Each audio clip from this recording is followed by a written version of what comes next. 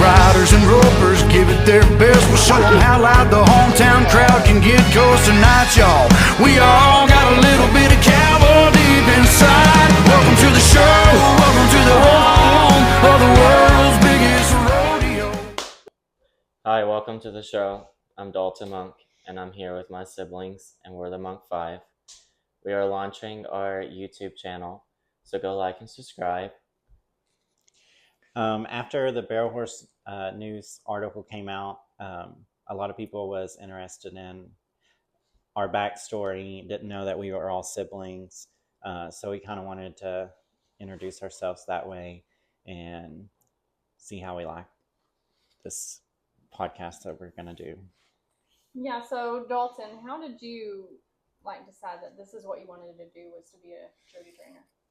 Well, for the longest, I didn't know what I wanted to do. I mean, I helped my brother, clean stalls and help horses, and just kind of did that. I went on to working at the racetracks and just doing different things.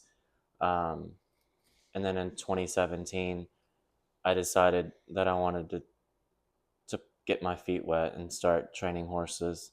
I didn't have my first futurity year until 2021. And then I thought I did pretty well that year. And then 2022, I didn't have anything. And then went to the BFA on JFL of a moment at the juvenile. We finished third. So that kind of gave me the confidence to just keep going. And I mean, with anything, highs and lows are great. But, when you hit the low, you just got to keep going and keep climbing, because you never know when your next win is going to be. Sometimes it can be like a fairy tale. You just win and win and win, and you think you're this person, and then you go and lose, and all that just gets shuttled down. So it's a big mental thing for me to just try to stay consistent and not worrying about, oh, I need to win. Just like, okay, I need to keep my horses solid, sound, and just, it's a marathon. But, my whole family is trained, so it just was kind of expected for me to do it. And, I wasn't always great at what I did, and I'm constantly trying to get better. And it's just something I enjoy. And I feel like the longer I'm doing it, the more I'm getting into that hole. Like, there's no coming out of it. Like, this is your job and this is your career. So, Well, I feel like out of all of us, you've been doing this the longest. I don't think people realize how long you've been training. Since I was a kid. You left home and was training horses to make a living. Yeah. So I always enjoyed riding with my siblings when I was little, and my mom, and I always knew that I wanted to be a trainer, so I'll just kind of stay focused on that. It was just a passion of mine. And so we moved next door to a cutting trainer, and my mom took me over there and let me get a job there. And I started out cleaning stalls, being yelled at, grinded through that, wasn't entitled, loped cutters for hours and hours and hours, never got to show. And I just knew that if I did all the work, and that I would eventually get to do what I wanted to do. So I just kept after it. So I was like, well, I'll just go back to barrels and kind of apply what I've learned with cutters onto the barrels. And so that's what I did. Cleaned my own stalls, rode Playday horses, blown up barrel horses, fixing them. I really didn't get into the futurity until Reject Cutter came in, and an owner gave me a chance that had some money and wanted to do it. And we did that in 2007. And I think he was my only futurity horse. And then there was a huge gap, kind of like Dalton said. He did really well for me. I thought I won the world on him. I think he placed at some futurities, but I felt like I won on him all the time. He won a bunch of open stuff. And then, I thought that was it. I thought it was my breakthrough. That was not my breakthrough. I never got another futurity prospect for, I don't know, a few years. And then when I finally did, it just didn't pan out, whether it was the owner selling the horse or the horse got hurt or it just wasn't good enough to enter. As far as futurity stuff, my first breakthrough wasn't until Famous Lemon Drop in 2020. And there was really no denying what that horse had and what I could do. So people finally started paying attention to me. And after that, then from then on, I had prospects that was good enough to futurity, owners that could afford to pay the entries and keep me on the road. So it's just been a fun journey since then. All the sweat, tears, crying, and wanting to quit because you don't think it's gonna ever happen. Or I mean, I would tell them not to be a trainer because watching me or me going through it, it just didn't seem like it was feasible, and I just was stubborn and stuck with it. And just kind of like what Dalton said, once you're in it, you're like in it. And then I was just committed to it. So I did, and I'm glad I did now. So you just have to, if you really want it. And I think I wanted to say too, like, it probably would have benefited me, and I think I've said this before a little bit, and I've told them, I feel like it would have really boosted me where I wanted to be if I would have went and worked for a barrel horse trainer, like I did the cutters, because you just get to the inside of everything that you had to learn the hard way. Mm-hmm. So if you are wanting to be a trainer or train your own horses, I'd still like advise you to go work for somebody for a couple years and follow them around and be their stall cleaner, because that's how I learned everything that I did at the cutting as far as how to take care of a horse. Or, I mean, we've always took care of our own horses. We knew, but we didn't know as far as show horse stuff. Well, it's different on the road. Yeah, for sure. I mean, we went to jackpots and came back home. And, you know, like I'm still learning to this day drug stuff like Lasix and Dex and Butte and all the right things to give, how to give it, when to give it, the chlorpromazine, the ones that make them, you know, calm. There's just so much to learn. And instead of trying to do it yourself and failing, or running a good horse that you just happen to get, if you already knew all that stuff by working for somebody, even if you came from horse people, I came from horse people, and there's so many people in this world that was raised with horses, their mom and daddy got them good horses and they won, but as soon as they try to go off and be a trainer, they go downhill because you don't know what it really takes to be a horse trainer. Mm-hmm. So that's my advice. I just think it's cool, like, each of us, our journey has been different. Yeah. Even though we have been involved with each other, it doesn't mean that we got a step up. We still had to prove ourselves. I think older too. Right. I mean, you two are the babies. You know, I do think that, like, us being siblings have helped in some ways, but I mean, at the end of the day, you yourself have to be good, and you know. Yeah. I mean, at the end of the day, I think you really do have to have that talent and touch, and not everybody has it. I mean, I go back to some of my old videos just from like 3 years ago, and watching my riding just get so much better, and that makes me happy because I know I'm getting better, or I'm picking out things that I'm doing wrong. Like, hey, I need to fix that, and I'm constantly changing how I train at home, my vets. You know, just different little things. I'm trying to get better all the time. And you have to do that to keep getting better. Well, yeah. I'm so embarrassed about watching some of my stuff now. Yeah. I literally, there's some videos like will pop up on memories, and I'm like, are you sure that? Delete. Literally. Same. It's terrible. I'm like, oh my God, I posted that. Yeah, kind of on my story was almost what they have all said about, learning what we know from our mother and other trainers. I mean, I grew up watching them train multiple different horses, and I just kind of followed along with whatever I could, basically, since I was young. Once I got older, I didn't really have a drive for anything until I started roping. I mean, I literally just picked up an old rope and it just drew me Went in. after it. Yeah. And you're good. And I followed along with that for a while, going to jackpots and rodeos and, hit some bumps like everyone does. And then I did try the training career. Wasn't for me, so I went with a different career, which was law enforcement. I also had a child, so it just kind of put a halt on my drive for wanting to do more in the horse industry.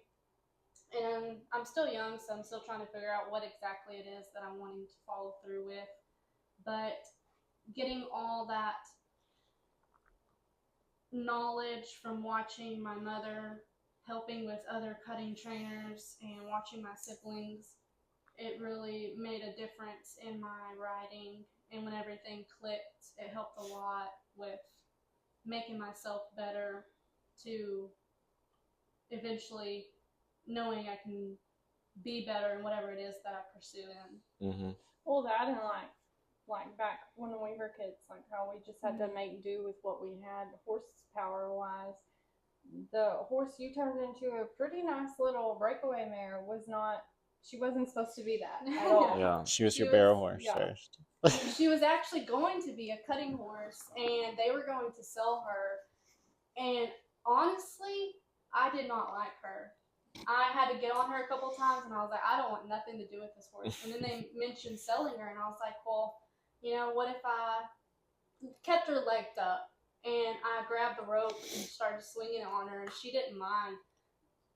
Mind you, she was 3 years old and not even finished with basic training. And so I started her on barrels, started her on breakaway, finished her off on both, did just about whatever from roping out in the pasture when we had to get loose cows to doing a couple pole runs. She can do just about whatever you want, but Well, you kind of forced her to do that. You're like such a hand. You're yeah, like, bull's out, I'll go get it. yeah, fun times. But She was actually the first horse I bred and raised, and yeah, it's been really fun going that route. I have a couple on the ground, so it's cool. And then my mare is bred to Blason Boss this year, so that's exciting that he's We all have headed babies coming off from him. to the NFR. So Yeah. it's really cool. Mine was I did the whole working for cutting trainers, and then after I got back from basic, I worked for another trainer, like waiting in that being home period and stuff. And then after I got married, I just kind of got out of it for a while. And then I think it was my mom got in. She was just like, because I was like struggling with the whole staying at home thing and just being a mom, and it was driving me insane. So she was like, you're really good with horses and young horses. You just need to get into it again. So I started breaking colts again, and then it just kind of jumped off from there because I was staying at my mom's doing it, and I don't think she expected things to expand the way they did because I started out with one, and she was like, that's fine, you can do it here. And then I had like 6, and she was like, absolutely not. Dakota was like, you can just come here. And Well, and you got to rank one in. and yeah, I had a pretty rank one in. Yeah. And anyways, so when I got to the barn we just kind of merged after that, because when I first went there, it was just he was letting me train out of his facility, and then it turned into this merging thing, and then now I don't want to do colts anymore, so I'm just doing the. So she got upgraded. Yeah, I got upgraded. He finally let me start riding the 3-year-old. Yeah, you just, I don't know. She's always had a gift with the baby, so I wanted her to stay. That's why she stayed with the baby so long, because I love the way she starts 2-year-olds.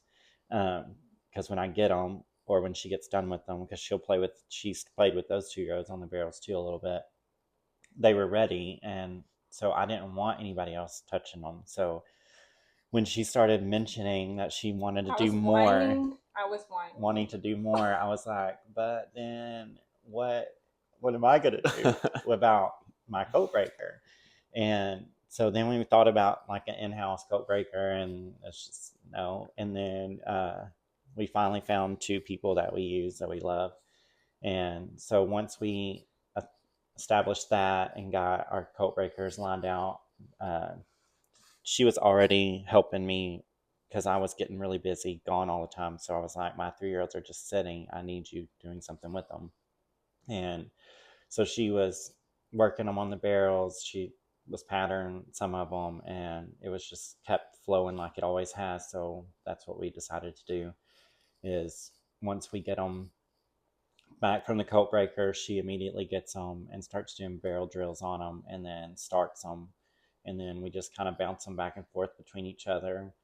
And and now she's running a bunch of sale horses for me, horses that I just like, open horses. If I'm not home, we have a couple that's non-incentive horses. So when I'm gone and I can't take them, she gets to run them. And then when I'm home, I get to steal them back. She's not very happy about that, but and Word of the law. A little butthurt about it. A little butthurt. But it's part of it. Yeah. But I mean, I do have some futurity horses. And now on you have the- futurity horses for the first time this year. That's just run for next year. Well, that I started from the very get-go. Yeah, like- I'm saying that you're fixing a futurity for the Yeah. first time. Yeah. Well, not really. You futurity Well, Regina. that's what I'm saying. I didn't Anyway, she start won her. with another horse. He though. did, and I won on her. I would have won a lot more if barrels would have stayed up. But it's okay. And then these, though, I've actually had the whole time. So it's exciting for me that now I'm at a point where something She's fixing to go God. through the roller coaster. Mm. I'm There's- already through the yeah. roller coaster. I was literally messaging him, and I was like, I'm stressing so much Yeah. over one horse. Yeah. It never gets easy, even when you have a good horse. I Yeah. mean, I think the easiest horse I ever had was Barbie, Famous Lemon Drop. Because I don't think you knew what was coming. Though. Well, that either. Yeah. I think I'd just gotten so numb to Disappointment. belling. That's how it was with Slick Talking Lady. I had no idea the things that she did Yeah. that year. I was like, I've never even been to a big show, and then we just go and win it or place. Like, it was Well, that's how I was mind-blowing. with Regina. Yeah. I was like, we're just gonna have fun. And then she was like, bitch, hang on. Sorry, my mom said don't cuss. I guess what we're all saying too is like, it's never going to be easy, but it's fun if you love it. I guess that's our addiction to it, or our backbone to it. And obviously we all like it because we all did it. Is the love for the horses, the love of the sport. Because the people isn't going to keep you in it. That's for sure. No. There's some great people out there. I have some amazing clients, but it takes, just like the good horses, it takes a while to get to those good horses. Well, it takes a while to get to those good owners. Mhm. Yeah, there's a different level. Like, when you first start running your babies in exhibitions, you're like, okay, this colt is really nice. And then you have the anxiety, okay, I got to keep him sound. I got to keep him mentally sound. And then you start entering, and if they start winning, you're like, okay, this colt's really good, and I know he's good, and now I mentally have to stay good. Yeah. And it's all a mental game, and it's a roller coaster, and sometimes I think we make it a little bit too complicated than it needs to be. But when you're running for that kind of money and your clients are pouring everything into you and that horse, you just have the responsibility to do as best as you can. Oh yeah.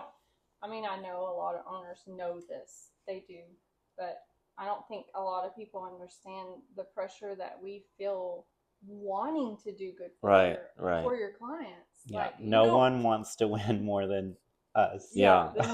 Than the person you're paying. I promise you, we 100% want to win. So when we mess up, we're probably in the trailer crying. Oh, for sure. Or just beating ourselves up for weeks on end because of a stupid mistake that we made. I mean, we're all gonna mess up. We're riding a horse around barrels as fast as it can. That it's not even a real sport. You know what I mean? Like, it's unnatural for them. Yeah. So Yeah. you're gonna mess up, and it's gonna be expected. And they're babies. They're babies Yeah. too. Something else I wanted to touch base on and go back to was another thing that makes a difference is the products you're giving your horse. And I'm pretty sure we mentioned it in the other video kind of about that. But, I mean, back then, we didn't know about any of these MVP, organic, Injections. double X, injections, literally feeding them everything. sweet feed or corn. Yeah. I mean, it makes a huge difference. So at the end of this video, we're going to be mentioning some products that we will, if you comment and subscribe, we are going to be doing a giveaway on multiple prizes that you will be able to win. So don't forget to give a big thumbs up and subscribe. We have Wild Gold, Organic, MVP. Yeah. We have some DM gear and some other of our stuff. Right. Like, there's a lot on there. I feel like I just now got to the point, like, you know, I ride the same horses every day, and I'm like, he felt weird, or he did something out of the ordinary, and I just load him up, take him to the vet, and then the vet's like, yeah, we need to inject this or that, and it's instead of not taking them, you would have made a huge problem instead of just going and nipping it and then getting it done. Yeah. And I don't think people realize how much we take them to the vet, but, you know. Yeah, that's something that does not get talked about enough. And every horse is different. Well, there's a it doesn't there's a because scare thing about it because resell and all that. You're like, don't tell them that we took them to the vet. They're athletes. I would be scared if you didn't take your horse to the vet. I mean, a lot of my owners come in. Some used to be shocked that how much I take one to the vet. I mean, Famous Lemon Drop went to the vet every 3 months, whether we injected her or not, unless there was something wrong before then. But just for him to trot her and look at her, and sometimes she needed stuff, sometimes she didn't. Can-Can's the same way. Was the same way. I mean, most of my horses, I try to let the vets look at them every 3 months, but those good horses for sure. Yeah, before you go to a big show, Yeah. why would you not have it looked over? And that was the 3-year-old girl when they're exhibitioning. Right. They were going to the vet every 3 months. And then on the road, it's kind of easy, especially when your vet is at the shows. We're going to do things with drills every week. Training tutorials. Yeah. We have a few interviews that we're going to be doing and launching that we already did. With special people. I'm pretty excited about. So, I mean, we definitely want to grow this. Our mom will not leave us alone. Has this vision and asked us to start this. And now that we're in it, like, this is kind of fun. I like it. Yeah. But at first, it was just like, oh my goodness, you know, another podcast. But, I mean, not everybody has four siblings in the horse industry that's at the top. That's doing the same thing. Yeah.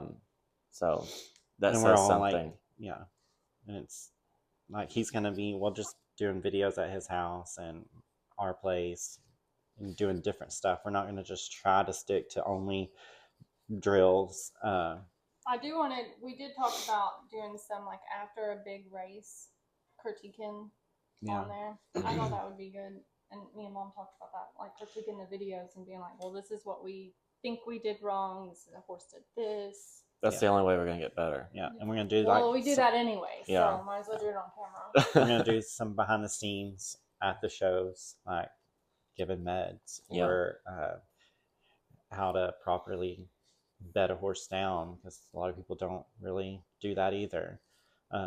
Or haul like some tricks in the trailer when you have some crazy horses that we have to haul around all the time. Not necessarily crazy, they're just babies, but like we want to try to think outside the box and help that kind of stuff. And safety stuff, like as far as horses in the trailer, there's a bunch of things that I've learned over the years. It's tying and all that stuff, and water and feed and that kind of stuff. Yeah, something else.